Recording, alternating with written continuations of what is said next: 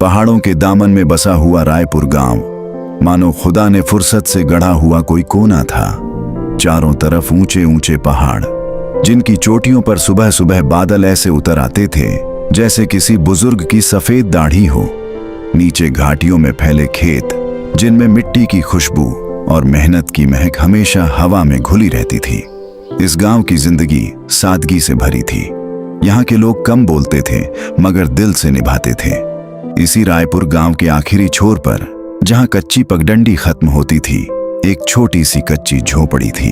मिट्टी की दीवारें, घास फूस की छत और सामने एक टूटा हुआ चबूतरा। यही झोपड़ी थी अमान और उसकी बूढ़ी माँ की पूरी दुनिया। अमान के पास न तो खेत थे न ही मवेशियों के झुंड। उसके हिस्से में अगर कुछ आया था तो वह थी उसकी माँ की दुआएं और उसके वालिद की मेहनत की यादें। अमान के वालिद एक मामूली चरवाहे थे। रोज सुबह जमींदार की बकरियां लेकर पहाड़ों की तरफ निकल जाते और सूरज ढलने के बाद थके कदमों से लौटते। उन्हीं के सहारे घर का चूल्हा जलता था, लेकिन किस्मत को कुछ और ही मंजूर था।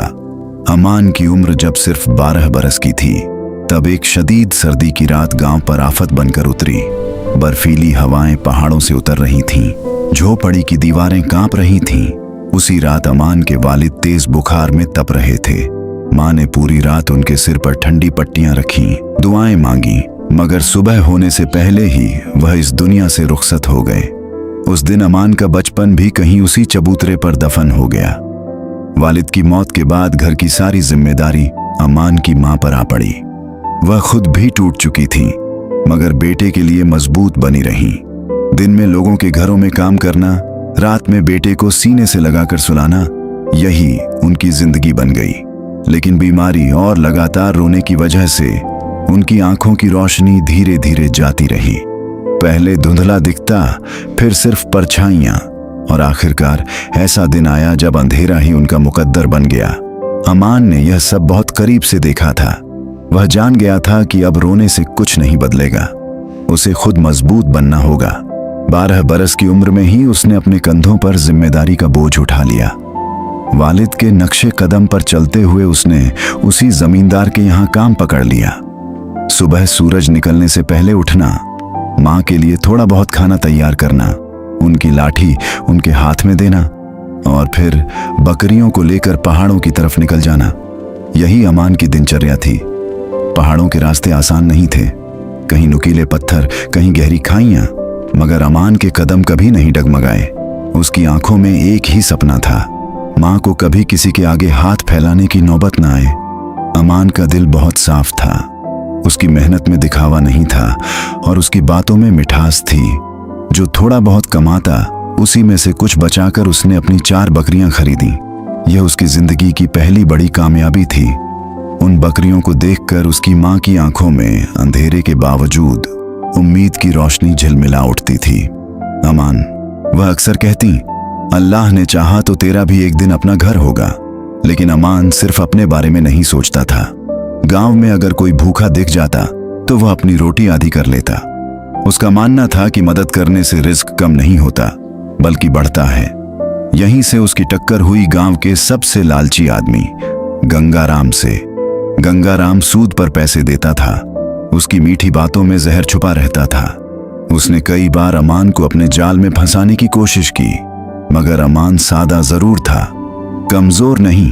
वह हर बार गंगाराम की बातों को मुस्कुराकर टाल देता।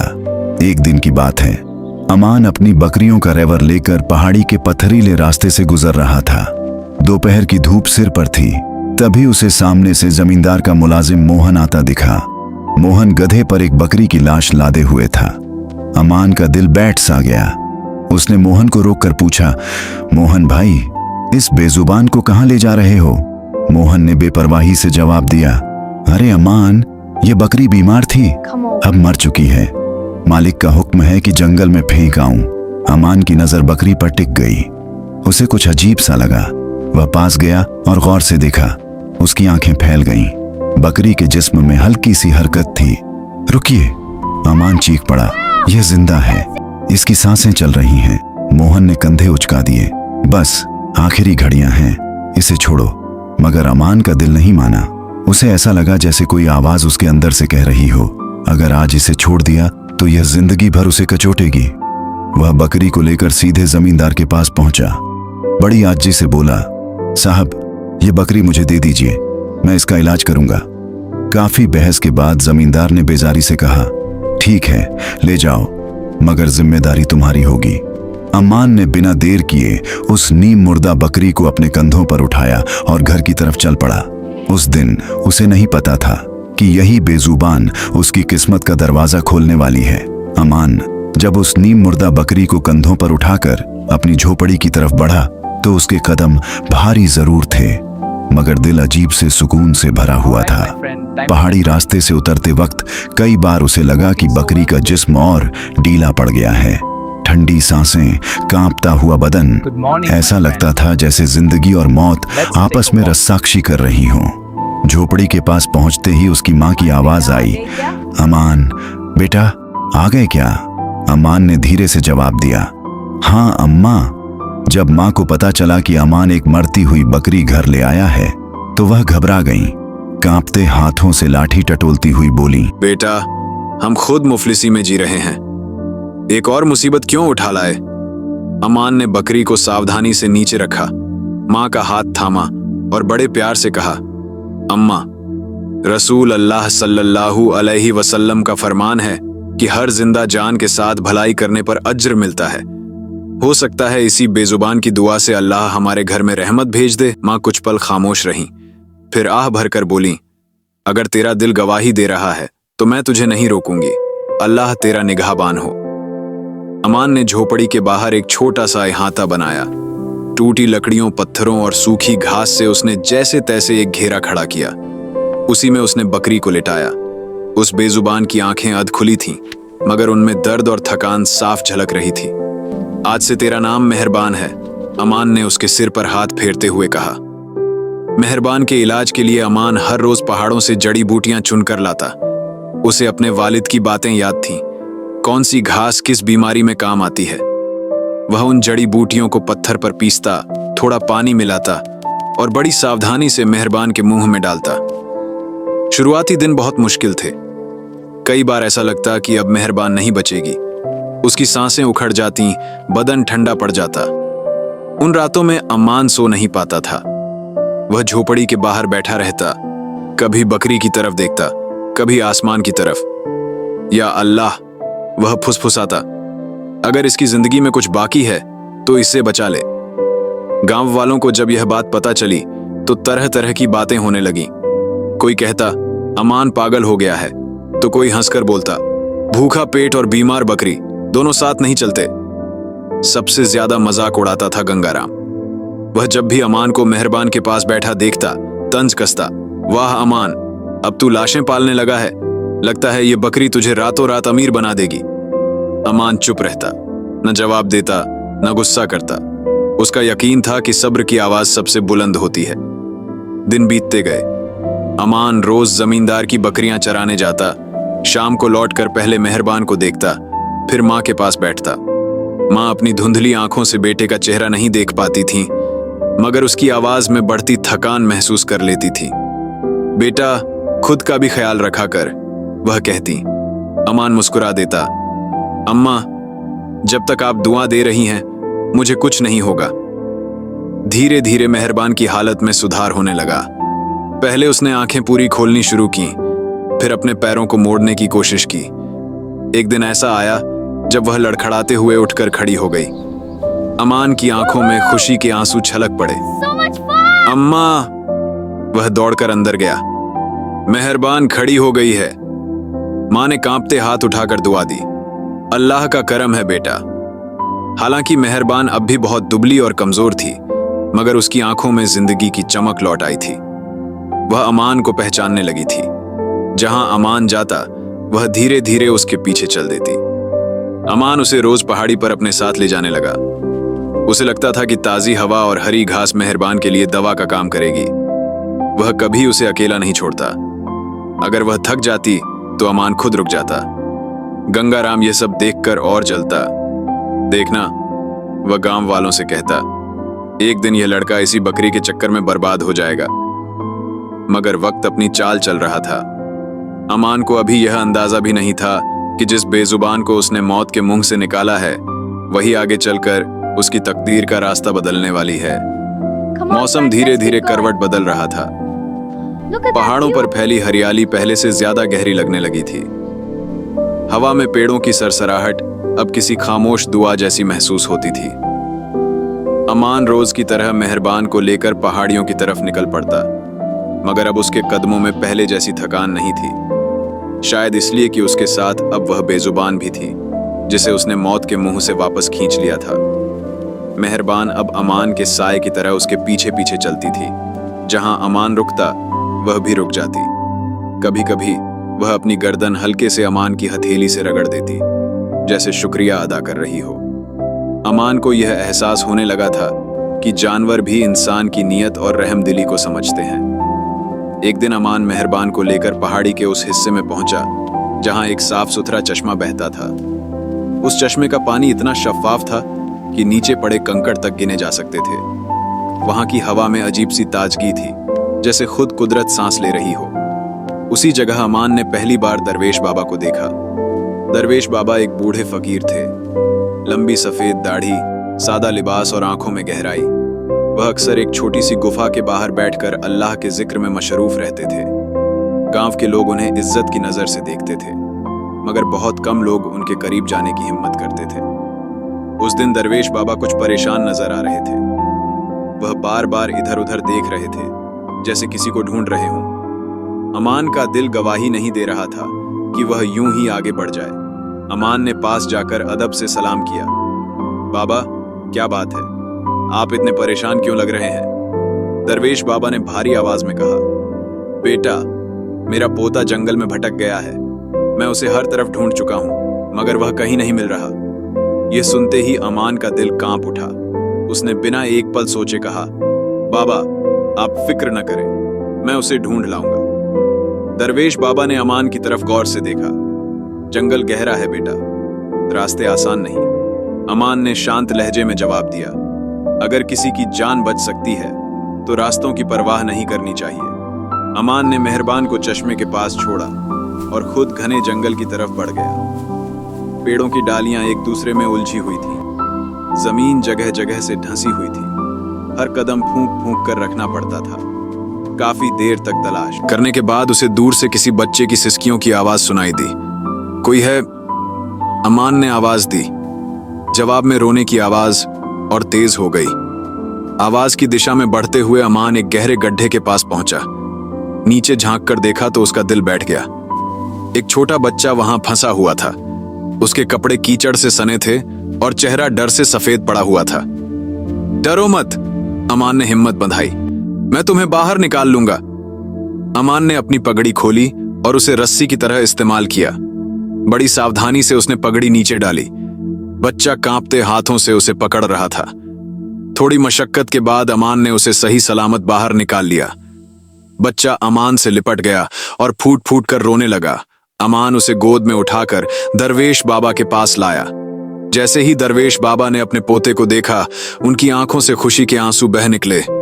उन्होंने अमान के सिर पर हाथ रखा और बोले, बेटा, तूने आज मेरा सहारा लौटा दिया। अल्लाह तुझे इसका बहुत बड़ा सिला देगा। उस दिन के बाद अमान और दरवेश बाबा के बीच एक अनोखा रिश्ता बन गया। बाबा अक्सर अमान को पहाड़ों के उन राजों के बारे में बताते जिनसे आम लोग बेखबर रहते हैं। ये पहाड़ सिर्फ पत्थर और मिट्टी नहीं है, दरवेश बाबा कहते। इनके अंदर कुदरत के अनमोल खजाने छिपे हैं, मगर ये खजाने सिर्फ उन्हीं पर खुलते हैं जिनके दिल में लालच नहीं होता।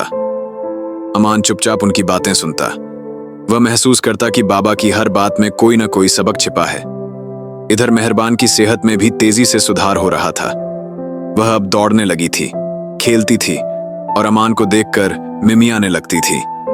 अमान को यकीन होने लगा था कि यह बेजुबान सिर्फ एक बकरी नहीं, बल्कि उसकी जिंदगी का हिस्सा बन चुकी है। एक दिन सुबह सुबह जब सूरज की पहली किरणें पहाड़ों की चोटियों को छू रही थीं, अमान ने महसूस किया कि मेहरबान आज कुछ अलग ही बर्ताव कर रही है। वह बार बार अपनी गर्दन घुमाकर एक घनी झाड़ी की तरफ इशारा कर रही थी। अमान को ऐसा लगा जैसे वह उसे कहीं ले जाना चाहती हो। उसने अपनी लाठी संभाली और मेहरबान के पीछे पीछे चल पड़ा। अमान को नहीं पता था कि यह रास्ता उसे उसकी जिंदगी की सबसे बड़ी नेमत तक ले जाने वाला है।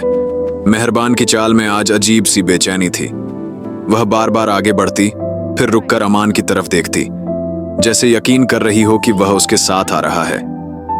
अमान ने लाठी कसकर पकड़ी और चारों तरफ नजर दौड़ाई।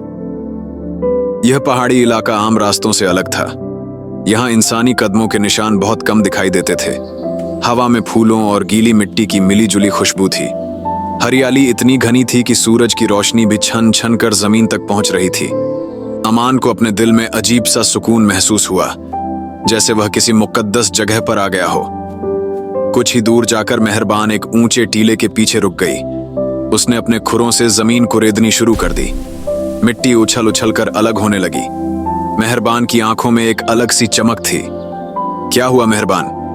अमान ने झुकते हुए कहा। उसने भी हाथों से मिट्टी हटानी शुरू की। जैसे जैसे मिट्टी साफ होती गई, अमान की धड़कन तेज होती चली गई। अचानक उसकी उंगलियां किसी ठंडी और चिकनी चीज से टकराईं। अमान ने झाड़ियों को हटाया।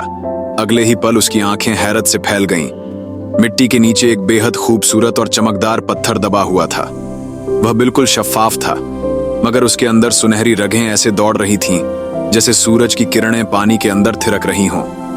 वह पत्थर साधारण नहीं लग रहा था। उसकी रोशनी आंखों को नहीं चुभ रही थी, बल्कि दिल तक उतर रही थी। अमान कुछ पल तक उसे बस देखता ही रह गया। या अल्लाह, उसके मुंह से बिसाकता निकला। उसने कांपते हाथों से वह पत्थर उठाया और मेहरबान की तरफ देखा। मेहरबान शांत खड़ी थी, जैसे अपना काम पूरा कर चुकी हो। अमान बिना देर किए उस पत्थर को लेकर दरवेश बाबा की गुफा की तरफ बढ़ा। दरवेश बाबा गुफा के बाहर बैठे इबादत में मशरूफ थे। अमान को देखते ही उन्होंने आंखें खोली। अमान के चेहरे पर फैली बेचैनी और हाथों में थामा पत्थर देखकर बाबा समझ गए कि कुछ खास हुआ है। बेटा, बाबा ने धीमे स्वर में कहा, लगता है कुदरत ने आज तुझ पर कोई बड़ा करम किया है। अमान ने पत्थर उनके हाथों में रख दिया। दरवेश बाबा ने उसे गौर से देखा। जैसे जैसे उनकी नजरें उस पत्थर पर टिकती गईं, उनका चेहरा और गंभीर होता चला गया। कुछ पल बाद उन्होंने गहरी सांस ली। बेटा, इसे सूरज कण कहते हैं। अमान ने हैरानी से पूछा।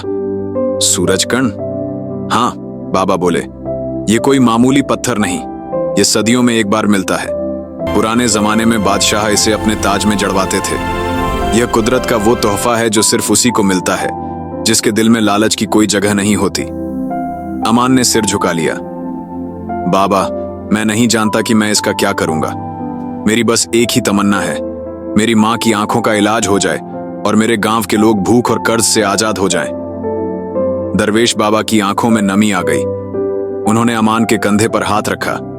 बेटा, यही तेरी सबसे बड़ी दौलत है। ये पत्थर तेरी हर जायज दुआ की कसम बन सकता है। इसे लेकर शहर जा और बादशाह सलामत की खिदमत में पेश कर। वह रहमदिल और इंसाफ पसंद है। अमान का दिल जोर जोर से धड़कने लगा। शहर, बादशाह, ये सब उसके लिए किसी ख्वाब से कम नहीं था। मगर बाबा, अमान ने हिचकिचाते हुए कहा, मैं एक मामूली चरवाहा हूं, मुझे कौन अंदर जाने देगा? दरवेश बाबा मुस्कुरा दिए। बेटा, तेरा सच और तेरी ईमानदारी तेरा सबसे बड़ा हथियार है। रास्ते मुश्किल होंगे, मगर मंजिल तेरे लिए इंतजार कर रही है। अमान घर लौटा तो उसकी माँ झोपड़ी के बाहर बैठी तस्बीह पढ़ रही थी। उसने धीरे से माँ के हाथ में वह पत्थर रख दिया। अम्मा, उसने कहा, अल्लाह ने हमारी सुन ली है। माँ ने पत्थर को छुआ, उसकी ठंडक और अलग सी चमक को महसूस किया। उन्होंने कांपती आवाज में कहा, बेटा, ये तेरी नेकी का सिला है, मगर याद रखना, रास्ते में हर कोई तेरे जैसा नेक दिल नहीं होगा। अगली सुबह अमान ने अपनी माँ को पड़ोसी की निगरानी में छोड़ा। मेहरबान को प्यार से सहलाया और एक छोटी सी पोटली में सूरज कण रखकर शहर की तरफ निकल पड़ा। उसके पास न तो कोई सवारी थी न कीमती लिबास, मगर उसके दिल में ईमान की दौलत थी और कदमों में सच्चाई का भरोसा। अमान नहीं जानता था कि आगे का सफर सिर्फ रास्तों का नहीं, बल्कि नीयत की परीक्षा का भी होने वाला है। अमान जब सूरजकण पत्थर को अपनी छोटी सी पोटली में बांधकर रायपुर से निकला तो उसके कदम भारी जरूर थे, मगर दिल में अजीब सी तसल्ली थी। पीछे मुड़कर उसने अपनी झोपड़ी की दिशा में एक बार देखा। उसे लगा जैसे उसकी माँ की दुआएं उसके कदमों के साथ चल रही हों। मेहरबान उसे दूर तक छोड़ने आई। अमान ने झुककर उसके माथे को सहलाया। मेरी गैर हाजिरी में अम्मा का ख्याल रखना, उसने धीमे से कहा। लंबा सफर शुरू हो चुका था। दिन में धूप, रात में ठंडी हवा। रास्ता आसान नहीं था। कई बार उसे खुले आसमान के नीचे सोना पड़ा, कई बार सूखी रोटी और पानी पर गुजारा करना पड़ा, मगर अमान के चेहरे पर कभी शिकन न नहीं आई। उसे यकीन था कि अल्लाह हर कदम पर उसे देख रहा है। कई दिनों की मुसाफत के बाद वह एक सराय में पहुंचा। यह सराय शहर से पहले आखिरी पड़ाव थी। वहां तरह तरह के मुसाफिर रुके हुए थे, ताजिर, सौदागर, फकीर और मजदूर। यहीं उसकी मुलाकात हुई फरीदुद्दीन से। फरीदुद्दीन एक ताजिर था। कीमती कपड़े, भारी अंगूठियां और मीठी जुबान। उसकी आंखों में चालाकी की चमक छुपी हुई थी। उसने अमान को देखा। सादे कपड़े, मगर चेहरे पर अजीब सी बेफिक्री। फरीदुद्दीन को शक हुआ। वह अमान के पास आकर बैठ गया और हालचाल पूछने लगा। बातों बातों में उसने पूछा, नौजवान, इतनी दूर कहां का इरादा है? अमान ने सादगी से जवाब दिया, ये शहर जाना है। खाली हाथ? फरीदुद्दीन मुस्कुराया। अमान ने हल्की सी मुस्कान के साथ कहा, हाथ खाली हैं, मगर भरोसा भरा हुआ है। इस जवाब ने फरीदुद्दीन की दिलचस्पी और बढ़ा दी। धीरे धीरे उसने बातों में अमान से सच उगलवा लिया। जब अमान ने सूरजकण पत्थर पोटली से निकालकर दिखाया तो फरीदुद्दीन की आंखों में जैसे आग लग गई। पत्थर की चमक सराय की धुंधली रोशनी में भी साफ नजर आ रही थी। नौजवान, फरीदुद्दीन ने फुसफुसाकर कहा, यह पत्थर मुझे बेच दो। मैं तुम्हें इतनी दौलत दूंगा कि तुम्हारी 7 नस्लें ऐश करेंगी। शहर का रास्ता खतरनाक है, बादशाह तक पहुंचना आसान नहीं। अमान ने पत्थर वापस पोटली में रखा और बड़े अदब से कहा, जनाब, यह पत्थर मेरी मेहनत का नहीं, अल्लाह का फजल है। मैंने इसे सिर्फ बादशाह सलामत की खिदमत में पेश करने का इरादा किया है। फरीदुद्दीन की मुस्कान फीकी पड़ गई, मगर वह खामोश रहा। रात गहरी हो गई। सराय में सन्नाटा छा गया। तभी फरीदुद्दीन दबे पांव अमान के बिस्तर की तरफ बढ़ा। उसका इरादा साफ था, पत्थर चुराने का। मगर खुदा की कुदरत देखिए, अमान की आंख खुल गई। उसने फरीदुद्दीन को रंगे हाथ पकड़ लिया। फरीदुद्दीन डर से कांपने लगा। माफ कर दो, वह गिड़गिड़ाया। अमान ने उसे छोड़ दिया और शांत स्वर में कहा, लालच इंसान को अंधा कर देता है, संभल जाइए। सुबह होते ही अमान सराय छोड़कर आगे बढ़ गया। फरीदुद्दीन दूर से उसे देखता रहा, शर्म और पछतावे के बीच झूलता हुआ। कई दिनों बाद आखिरकार अमान शहर के आलीशान दरवाजों के सामने खड़ा था। ऊंची दीवारें, शाही पहरेदार और भव्य फाटक, सब कुछ उसके लिए अनजाना था। उसने गहरी सांस ली और आगे बढ़ा। उसे नहीं पता था कि अब अगली लड़ाई उसे इंसानों के तानों और शक से लड़नी होगी। अमान जब शहर के विशाल दरवाजों के सामने खड़ा था तो उसे पहली बार अपनी मामूली हैसियत का एहसास हुआ। ऊंची ऊंची दीवारें, लोहे के भारी फाटक और शाही वर्दी में तैनात मुहाफिज, सब कुछ इतना भव्य था कि एक पल के लिए उसका दिल कांप उठा। उसने अपनी मां की बात याद की, अल्लाह तेरा निगाहबान हो। यही सोचकर अमान ने कदम आगे बढ़ाए। मुहाफिजों ने एक फटे हाल चरवाहे को बादशाह से मिलने की जिद करते देखा तो ठहाके लगाने लगे। ए देहाती, एक मुहाफिज ने तंज कसते हुए कहा, यह शाही दरबार है, यहां ऐसे लोगों की जगह नहीं। अमान का सिर झुक गया, मगर वह पीछे नहीं हटा। मैं बादशाह सलामत के लिए एक अमानत लाया हूं, उसने शांत स्वर में कहा। मुहाफिजों ने उसकी बात को नजरअंदाज कर दिया। अमान दरवाजे के एक कोने में बैठ गया। एक दिन बीता, फिर दूसरा, फिर तीसरा। भूख ने उसे कमजोर कर दिया था, मगर हौसला अब भी मजबूत था। तीसरे दिन शाम को उसने एक बुजुर्ग खादिम को महल की तरफ जाते देखा। उनके चेहरे पर सादगी और आंखों में तजुर्बे की चमक थी। अमान ने आगे बढ़कर पूरी दास्तान सुना दी। जब उसने सूरजकण पत्थर दिखाया तो बुजुर्ग के हाथ कांप उठे। यह मामूली चीज नहीं, उन्होंने कहा, मेरे साथ चलो। अमान को वजीर आजम के सामने पेश किया गया। वजीर ने उसकी बातों को गौर से सुना, पत्थर को देखा और उसकी आंखों में झांक कर सच को परख लिया। यह लड़का झूठा नहीं है, वजीर ने कहा। कुछ ही देर में अमान को शाही दरबार में बुलाया गया। दरबार की रौनक देखते ही अमान की सांसें थम सी गईं। झिलमिलाते झाड़ फानूस, सोने चांदी से सजा तख्त और दरबारियों की कतारें, सब कुछ किसी सपने जैसा था। बादशाह सलामत ने मुस्कुराकर पूछा, नौजवान, तुम्हारा नाम क्या है? अमान, उसने अदब से जवाब दिया। फिर अमान ने शुरू से आखिर तक पूरी कहानी सुना दी। मेहरबान, दरवेश बाबा, सूरजकिरण और अपनी मां की हालत। दरबार में सन्नाटा छा गया। बादशाह तख्त से उतर आए और अमान को गले लगा लिया। तुमने सच्चाई और रहमदिली की मिसाल कायम की है, उन्होंने ऐलान किया। कुछ दरबारी बड़बड़ाने लगे, ये लड़का धोखेबाज भी हो सकता है। बादशाह की आंखों में गुस्सा चमका। मुझे इसके माथे पर ईमानदारी की रोशनी दिखती है, उन्होंने गरज कर कहा। अमान ने हाथ जोड़कर कहा, मुझे दौलत नहीं चाहिए, बस मेरी मां की आंखों का इलाज हो जाए और मेरा गांव खुशहाल हो जाए। बादशाह मुस्कुराए, तुम्हारी यही बेगर्जी तुम्हें महान बनाती है। उसी पल ऐलान हुआ, अमान को बादशाह का खास मुशीर बनाया गया। लेकिन अमान नहीं जानता था कि उसी वक्त रायपुर गांव में गंगाराम अपनी साजिशों का जाल बुन चुका है। उधर शहर के आलीशान महल में अमान की किस्मत बदल चुकी थी, मगर इधर रायपुर गांव में हालात बद से बदतर होते जा रहे थे। जैसे ही अमान के शहर जाने की खबर फैली, गंगाराम के दिल में छुपा लालच पूरी तरह जाग उठा। उसने गांव वालों में अफवाह फैला दी, अमान कोई नेक इंसान नहीं, वह तो चोर है, किसी का कीमती पत्थर चुराकर भाग गया है। सीधी सादी जनता डर गई। गंगाराम का नाम पहले ही लोगों के दिलों में खौफ बन चुका था। उस जालिम ने मौका देखकर अमान की झोपड़ी पर कब्जा कर लिया।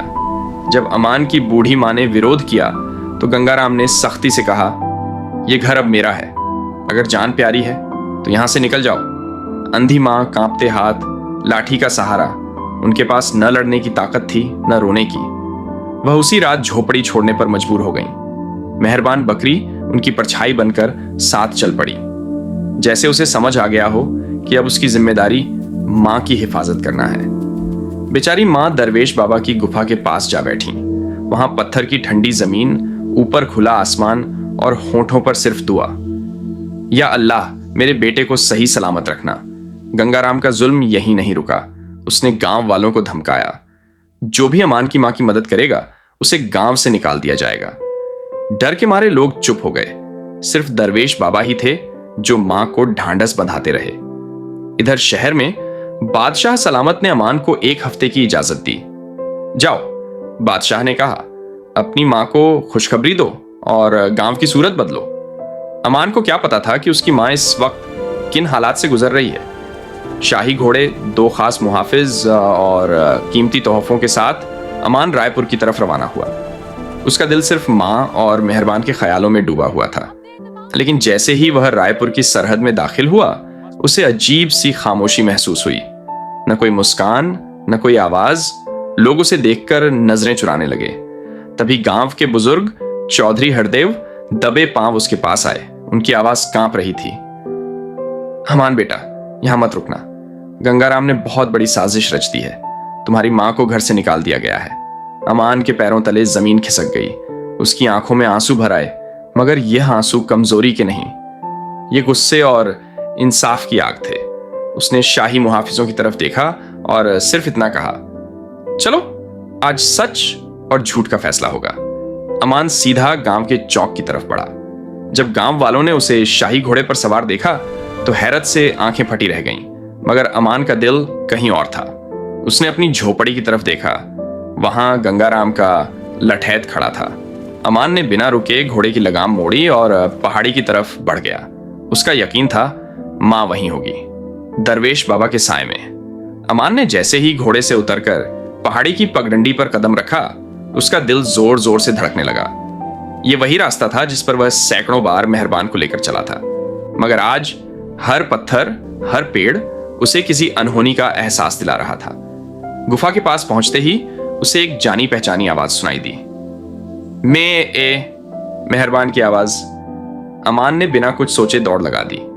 गुफा के अंदर दाखिल होते ही जो मंजर उसने देखा, उसने उसके सब्र को तोड़ दिया।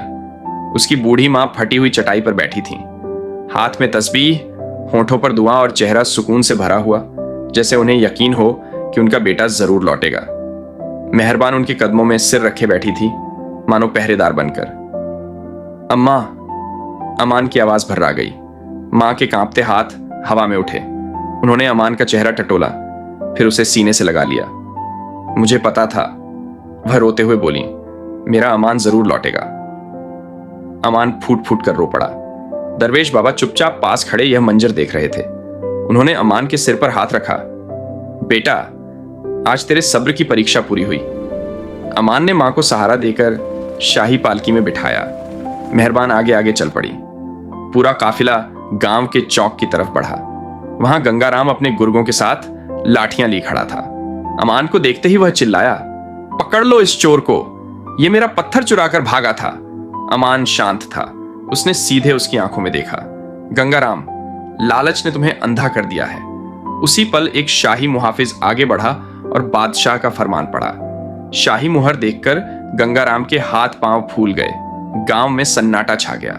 बौखलाहट में गंगाराम ने लाठी उठाकर हमला किया, मगर उससे पहले मेहरबान ने जोरदार छलांग लगाई और उसे धक्का दे दिया। गंगाराम कीचड़ में गिर पड़ा। शाही मुहाफिज उसे गिरफ्तार करने बढ़े, मगर अमान ने हाथ उठाकर रोक दिया। वह आगे बढ़ा, गंगाराम को उठाया और कहा, मैं तुम्हें माफ करता हूं, बस वादा करो, आज के बाद किसी गरीब का हक नहीं मारोगे। गंगाराम फूट फूट कर रो पड़ा। उसका पत्थर दिल पिघल चुका था। अगले ही दिन शाही हकीम पहुंचे। इलाज शुरू हुआ। हफ्तों बाद एक सुबह जब सूरज की पहली किरण झोपड़ी पर पड़ी, मां ने पट्टी खोली। उन्होंने अपनी आंखें खोली और सामने अपने बेटे का मुस्कुराता चेहरा देखा। अमान। उनकी आवाज कांप गई। उनकी आंखों की रोशनी लौट आई थी। रायपुर में खुशहाली लौट आई। कर्ज माफ हुए, भूखे पेट भरे और मेहरबान गांव की सबसे प्यारी बकरी बन गई। अमान ने कभी घमंड नहीं किया। वह वही सादा चरवाहा रहा। बस फर्क इतना था कि अब उसकी नेकी पूरी दुनिया जान चुकी थी, क्योंकि नेकी कभी खाली नहीं जाती। वह देर से सही, मगर लौटकर जरूर आती है।